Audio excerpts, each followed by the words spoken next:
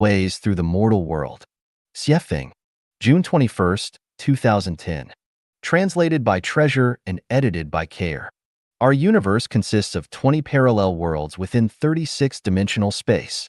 Among these 20, our mortal world is designated as the XY world and manifests itself as three-dimensional space.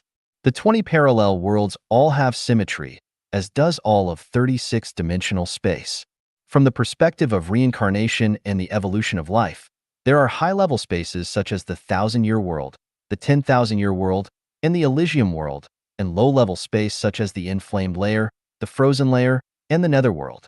The mortal world is the midpoint at which they cross. It is a transfer station for the evolution and reincarnation of life between the higher-level spaces and the lower-level ones. This means that lives from low-level spaces advancing to high-level ones and those from high-level spaces falling to low-level ones must pass through this mortal world as a transfer station. The mortal world is a traffic hub just like the Zhengzhou railway station in China, where crowds come and go, back and forth, hustling and bustling each and every day, determinately and actively. It is easy to see that apart from those who work there, they all scatter quickly to their separate directions and transfer to other cars, buses, trains, and airplanes toward their individual destinations, running along their ways busily. In the mortal world, chaos arises with constant fighting and struggling. Each holds their own ambition, each has their own axe to grind, each administers in their own way, and each realizes their own wishes. As a temporary stage, each team performs its own show to the maximum, and as a temporary inn, passengers from different places stay briefly before parting company and going their separate ways. Each pursues their own prospects. To pursue one's prospect of reaching their destination, they must proceed in certain ways. Without a good way, or by choosing a wrong one, they will never reach their destination. Were they to board the wrong vehicle, their wish would remain just a wish, and their destination would remain out of reach. To be an entrepreneur, one needs to take the way of the market. To do business and make money, they must take the way of circulation.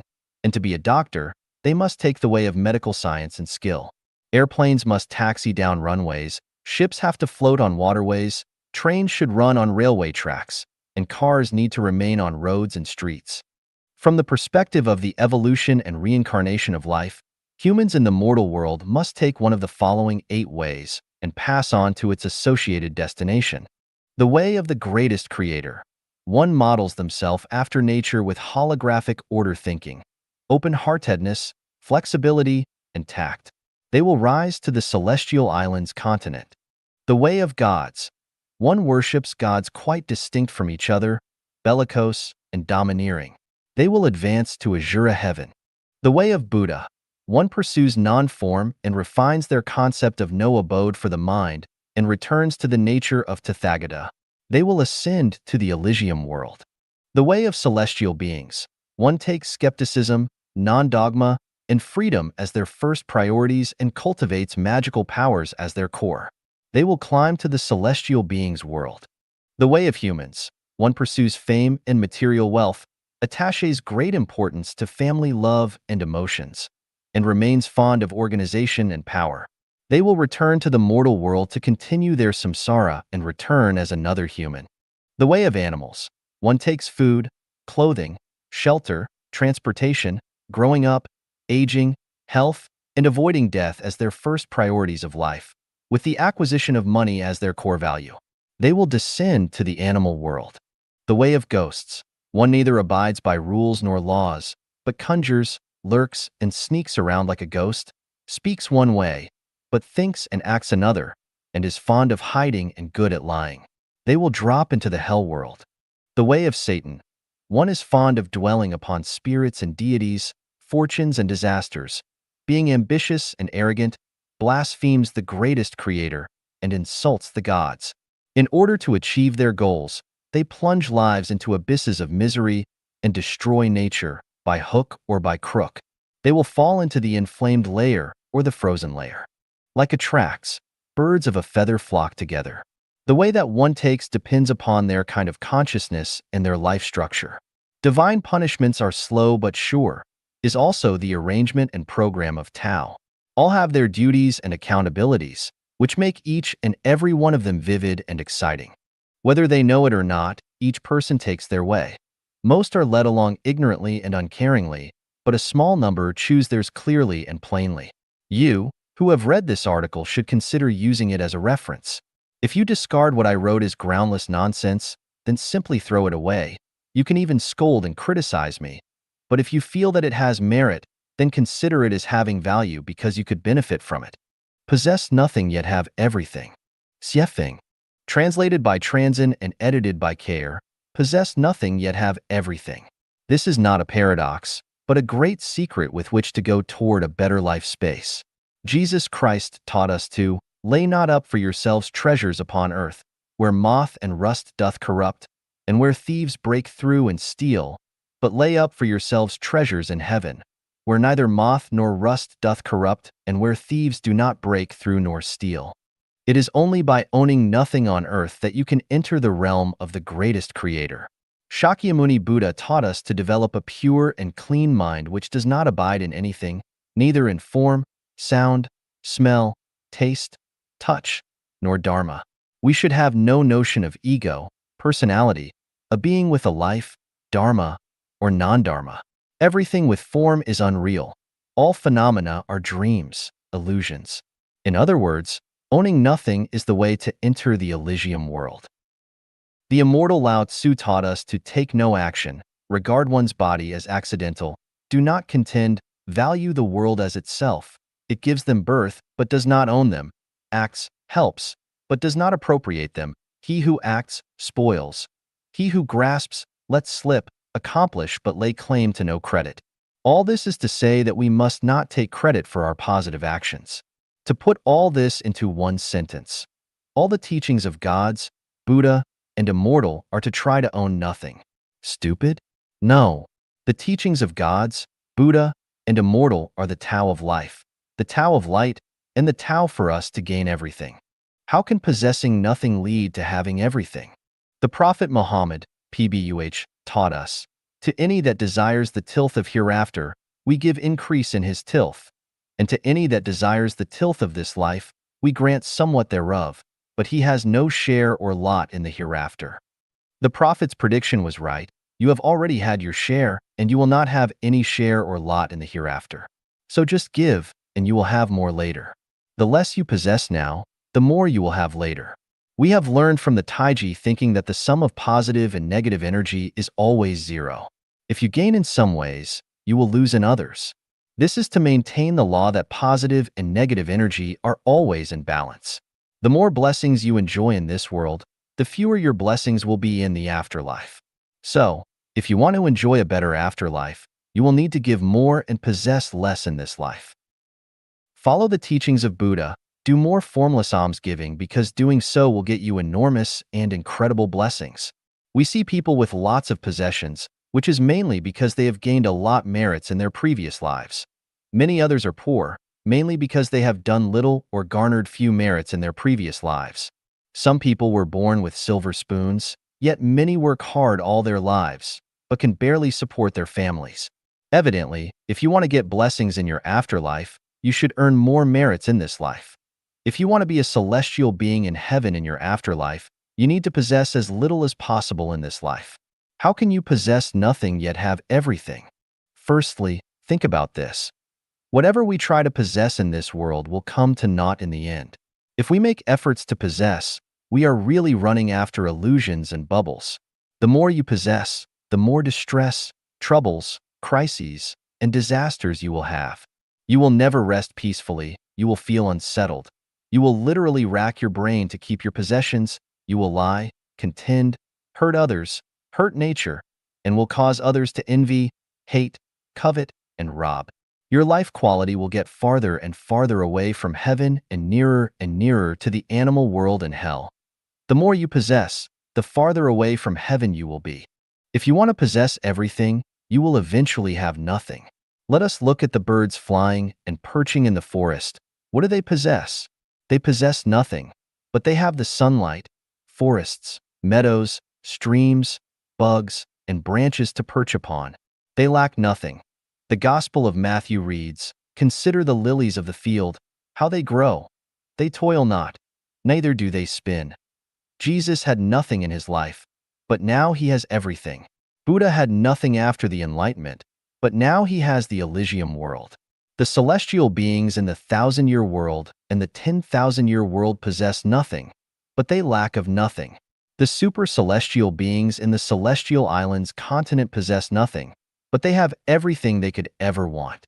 As long as people in the mortal world give more but possess nothing, they will be short of nothing. Why do people have so much anxiety and worries, and why do they compete and contend all day long? Because they want to possess.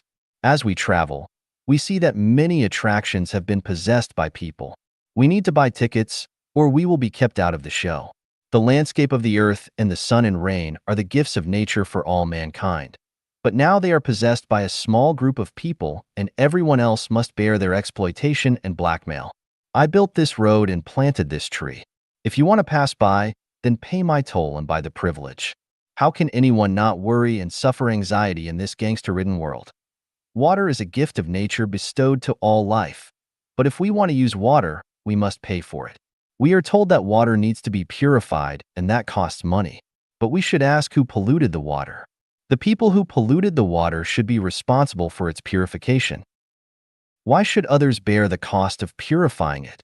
We are told that the water was in rivers and lakes, but now it comes directly to our sinks in our homes, and that costs money. Yes, bringing water from rivers and lakes for our convenience does indeed cost. But that cost should be resolved by voluntary labor under government organization, and the materials should be provided by the production plant.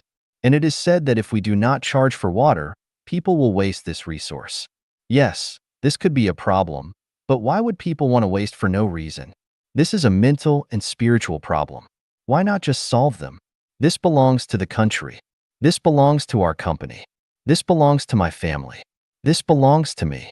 In these cases, the public resources will be seized. One day, the mountains, rivers, and the earth will be carved up, and even the air we breathe will be sold and taxed. Everyone wants to possess, but the result will be that everyone will suffer and be lacking in everything. It is only when no one possesses that everyone will have everything. First of all, without traditional families, 80% of social issues would be resolved. Secondly, without countries, 90% of our problems would be resolved. The remaining 10% will be problems of spirit and soul construction. Is this possible? Unlikely, of course, because this is the mortal world, not heaven. However, it is imperial for anyone who wants to go to and live in heaven. If you want to possess something, you will never reach heaven. The consciousness of possessing is our biggest obstacle preventing us from going to heaven. All those who want to go to heaven must clearly recognize this point and realize a consciousness of owning nothing and putting this consciousness into practice. The new oasis for life built by Life at Chanyuan serves this purpose. Those who enter the new oasis for life possess nothing, but they can get everything. To people who are not Chanyuan celestials, this ideal sounds like the Arabian Nights. It is just a myth, a dream, a fantasy, and a delusion, but to Chanyuan celestials, it is no longer an unattainable dream, but rather a clear reality. If you want to live a better life on earth and ultimately go to heaven, the only way out is to live according to Life at Chanyuan values. In this way, you will possess nothing yet have everything. Brains, minds, consciousnesses, in the great universe. Xiefeng. Translated by Chanyuan and edited by Care. Brains are the bridges between consciousnesses, minds, and the great universe. The great universe that is seen, heard, smelled, tasted, and felt is processed by brains into minds. Brains would die without the great universe. Brains can be activated by observing and experiencing the great universe, and they will become quicker and smarter thusly.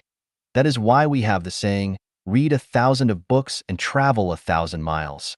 Apart from interpreting sensations, the brain is also capable of thinking. The closer we look, the deeper we feel about the things and phenomena that we sense, the more developed our brains become, and the more powerful our minds become. Our minds are determined by the information and data provided to our brains which come from the great universe. That is to say, the great universe that a person experiences determines the person's mind, which is why there are wolf children and deer children, as well as the origin of the belief that The bel esprits reside on green mountains with sparkling water while rogues live on barren hills with turbulent rivers. And the reason to keep the company of good people, and you shall be counted among their numbers.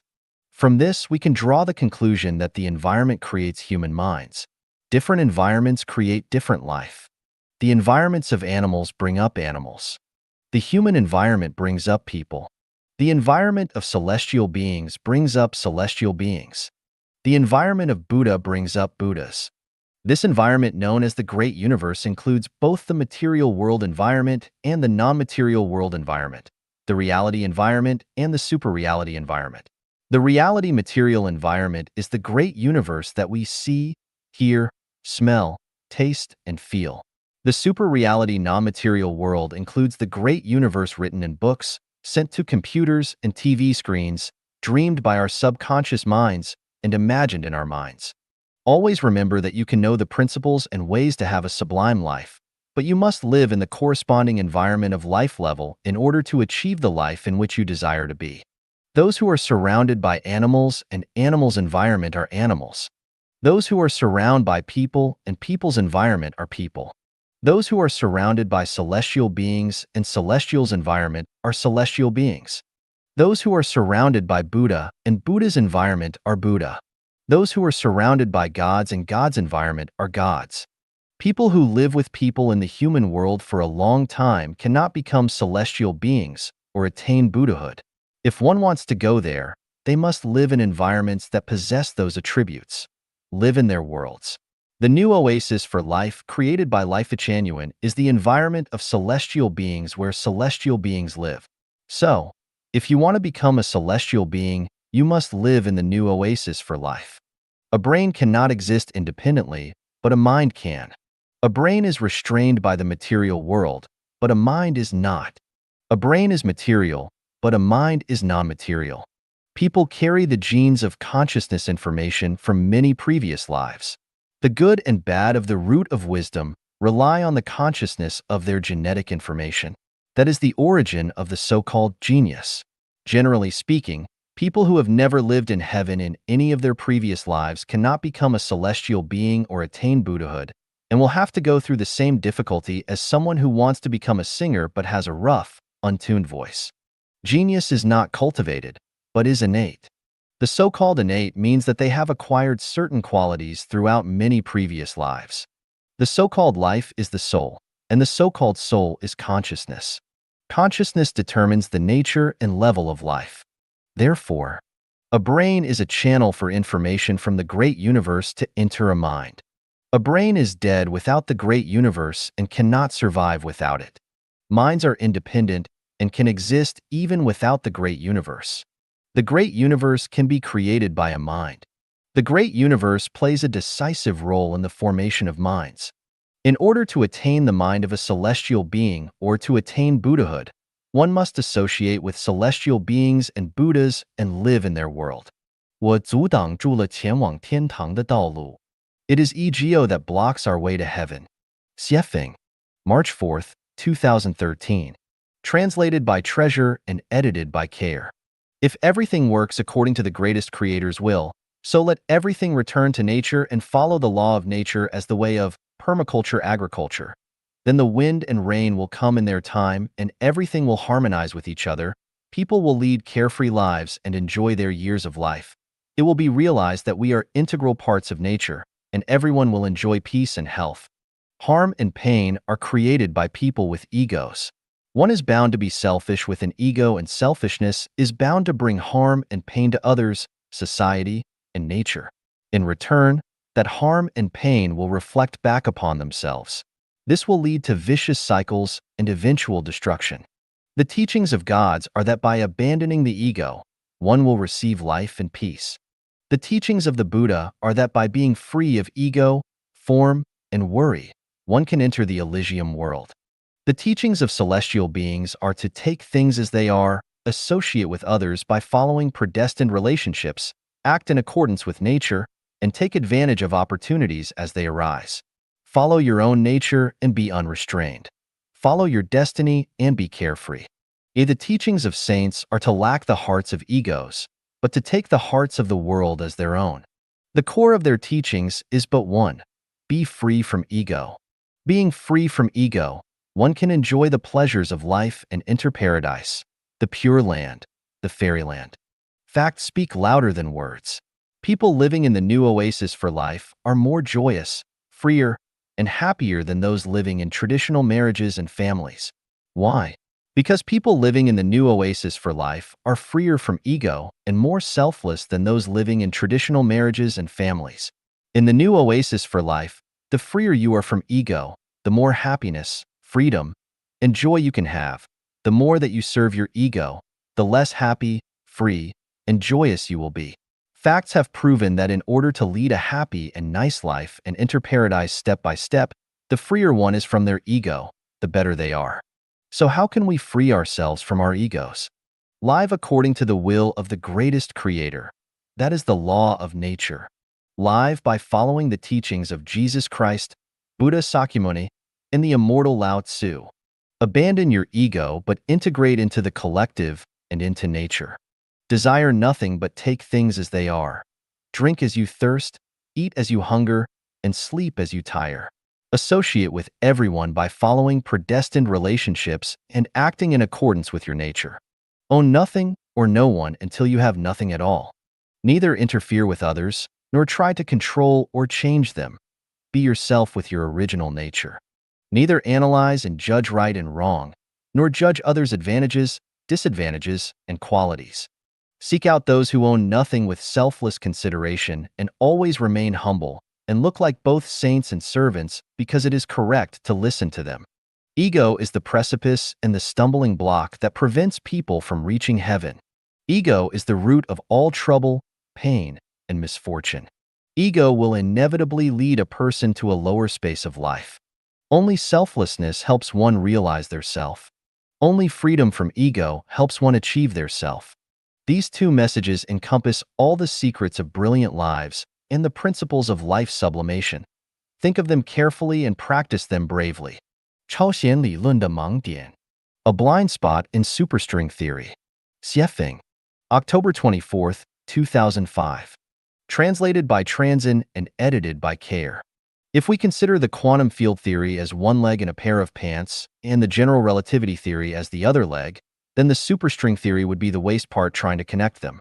Einstein's general relativity mainly discusses gravity and holds that it does not exist but is the result of the curvature of space. It assumes that space itself is smooth and flat, but when celestial bodies of great mass such as the sun appear, they cause it to curve inward. It is like pressing hard on a girl's round and smooth face with an index finger which breaks the smoothness and forms an indentation. The geometric deformation of space gives rise to apparent gravity which defines it from a macro perspective. With regard to a person or a stone, its mass is too small to deform space any noticeable amount, thus microscopic matter has almost no apparent gravity.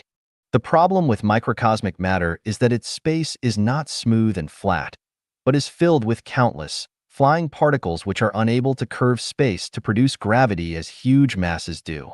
The movements of microparticles have nothing to do with gravity.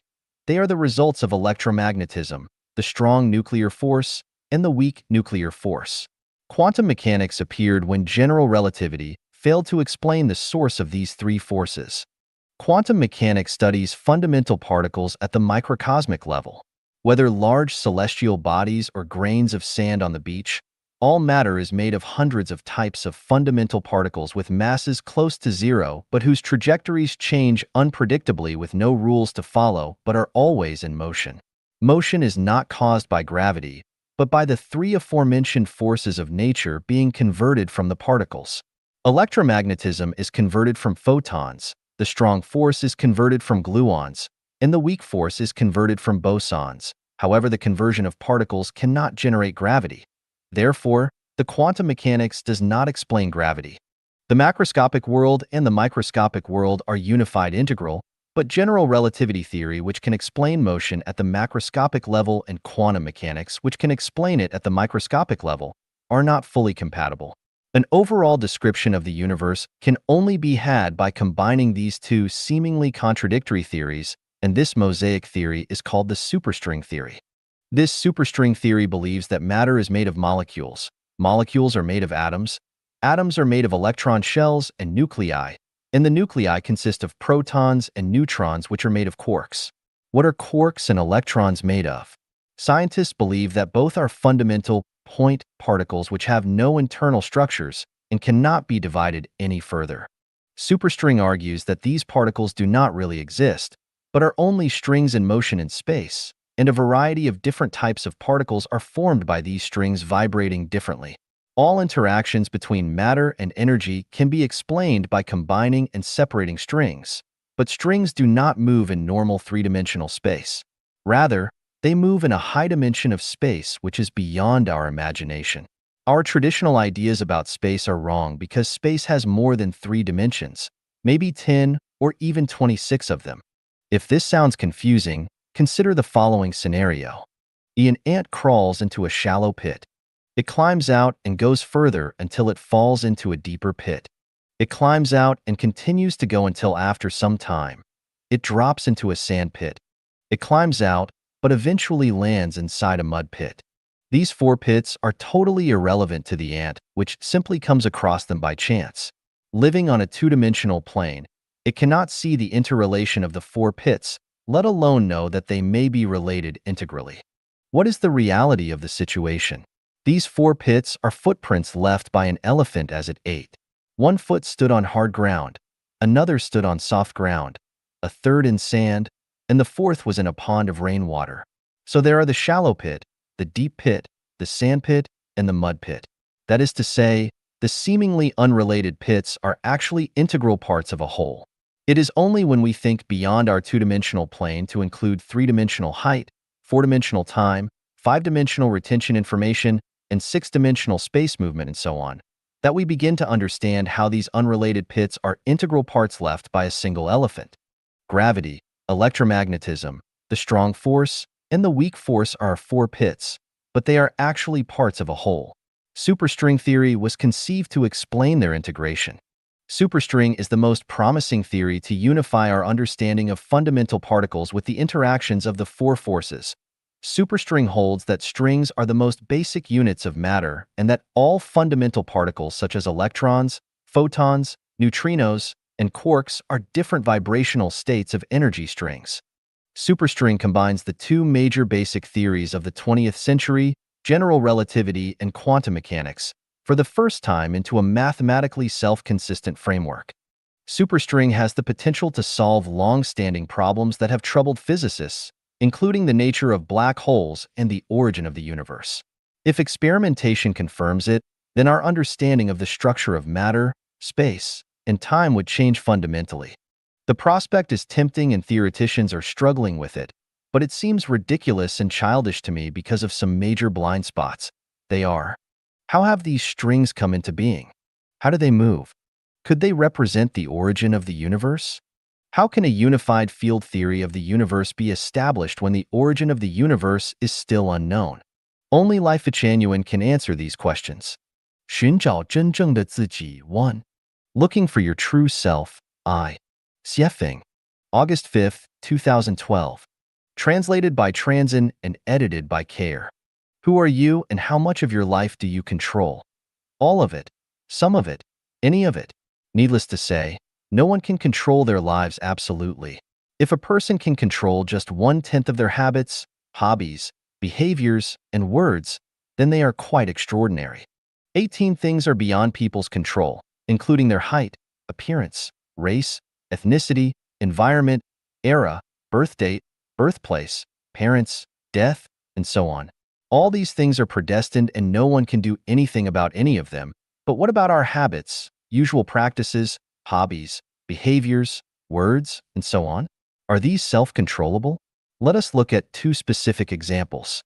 As reported in the world of unsolved secrets, a pair of paternal twin brothers were separated from an early age in Ohio, the United States.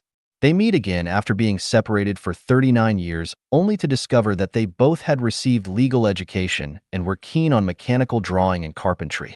Even more surprisingly, their ex-wives had the same first names, as did their sons, and even their second wives. In addition, both of them vacationed often in St. Petersburg, Florida. A pair of paternal twin sisters had been separated since childhood for more than 10 years. They agreed to meet at a train station, and one sister temporarily decided to get a hairdo. When they met, she was taken aback, because her sister had also gotten a hairdo. They also wore identical jackets, skirts, shoes, and carried identical purses. Both of them were utterly amazed. We can draw conclusions about these. Both pairs of siblings had almost identical habits, hobbies, behavior, and appearances, though they had been separated from early ages. When they did not know that they had twins, everything about them was taken as individual preferences. They had all believed that they controlled their own habits and hobbies until they found that their twins were almost exactly the same. Everything that they believed to be self-determined turned out to be from invisible consciousnesses rather than their own wills. The habits, hobbies, even the names of their wives and